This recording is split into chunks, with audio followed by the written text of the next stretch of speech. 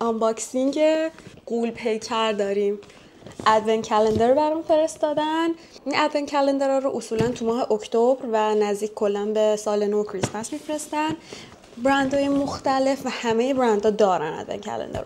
اندازه روزا مثلا 25 تا 28 تا بسته شانسی هست. میکاپ، محصولات پوستی، روتین و اینا.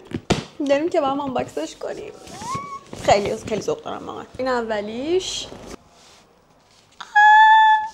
بچه ها ببینید این شکلیه. یه آینه هم اینجاش داره. دومیشه. این روز یکه. کرم 345 دکتر آلفیا. روز دوم. نگاه کن دوتا لیپ گلاس کوچولو.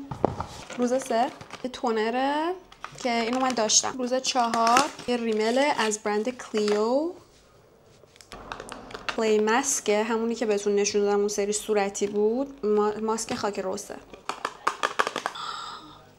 این فکر کنم محصول عسل لبه. فکر کنم از این چون سنگینه. تونر شیریطوره، خیلی خوبه از برند هارو هارو واندر. این از پیاز درست شده. یه سرم از پیازه، خیلی باحاله. روز 10 کلم چشم روی این خیلی بود ببینم چیه. روز 11 سرم مورد علاقم این عشق منه، خیلی خوشگله. روز 13 این خیلی بزرگه، خیلی دوستش میگم باز کنم. بچه‌ها این ماسک کلاژنای خیلی معروفه که همه میذارن. هیلی بیبرم میذاشت اینه. روز 15 خط چشم از برند لیلی بای رد. بچه‌ها این پیپل پچه جای جوش که میزنی اینجوری میذاری، نمیدونم دیدین یا نه، 110 تا توشه. روز 17 فکر کنم لاکه، رژگونه است، شبیه لاکه.